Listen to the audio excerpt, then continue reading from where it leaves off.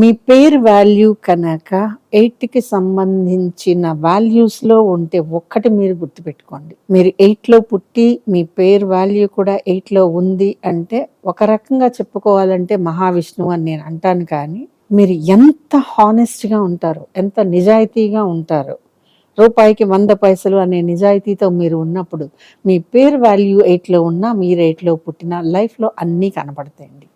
కానీ మనం ఉన్న ఈ ప్రపంచంలో 8 వాల్యూస్లో ఉన్నటువంటి నేమ్స్లో నేను మ్యాక్సిమం అబ్జర్వ్ చేసింది వాళ్ళకి వేస్టేజ్ ఎక్కువ ఉంటుందండి. తొందరపడి నిర్ణయాలు తీసేసుకోవటం, ఇవన్నీ నేమ్ వాల్యూస్ అండి. మేము ఎందులో పుట్టాం కదండి, బాగానే ఉన్నామా అని అనొద్దు. నేను అన్నది నేమ్ వాల్యూస్ 8లో ఉండి అబౌవ్ దాట్ మీరు కూడా 8లోనే పుడితే కనుక ఇక్కడ లైఫ్లో కొన్ని విషయాల్లో వేస్టేజ్, కొన్ని విషయాల్లో తొందరపడి నిర్ణయాలు తీసుకోవటం, ఇంకా చెప్పాలి అంటే డీవియేషన్కి గురవ్వటం.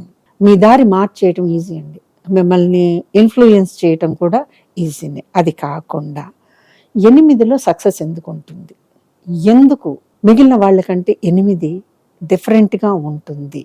ఇక్కడ ఒకటేనండి, అదృష్టం అందలం ఎక్కించినా సరే 8 టోటల్లో ఉన్న పేరు మన కింద పడేస్తుంది అనేది ఒక సామెత. కాబట్టి 8 టోటల్లో మీ పేరు ఉన్నప్పుడు మార్చడానికే కుదరటం లేదు అన్నప్పుడు, ఎలా చేసినా 8 టోటల్లోనే వస్తుంది అని అనుకున్నప్పుడు మీరు నేర్చుకోవాల్సింది ఒకటే, ముక్కుసూటిగా వ్యవహరించండి, నిజాయితీగా ఉండండి. మీ 8 టోటల్ మిమ్మల్ని ఎక్కడికి తీసుకెళ్లాలో అక్కడికి తీసుకువెళ్తుంది. అలాగే 8 సింబాలిజమే 2 జీరోస్ అండి. 8 సింబాలిజమే నాగ సంబంధం. కాబట్టి మీ పనుల్లో ఎప్పుడైనా ఆటంకాలు వస్తూ ఉంటే సుబ్రహ్మణ్య స్వామికి కానివ్వండి, లేదా నాగుల పంచమి ఆర్ నాగ చవితి ఇటువంటి వాటికి టెంపుల్స్లో ఏమన్నా పూజలు జరుగుతుంటే వెళ్ళి చూసొచ్చేసేయండి. ఆ 8లో ఉన్నటువంటి అది కొంచెం తగ్గిపోతుంది. బట్ ఎనీహౌ, మరి మా పేరు 8 టోటల్లో ఉంది కదా, మేము కూడా సుబ్రహ్మణ్య స్వామిని చూస్తే బాగుంటుంది. డెఫినెట్లీ, వై నాట్, వెళ్ళండి, బాగుంటుంది. కానీ ఒక్క లక్షణం అలవాటు చేసుకోండి, దట్ ఈస్ నిర్మోహమాటంగా వ్యవహరించటం, నిజాయితీగా ఉండటం.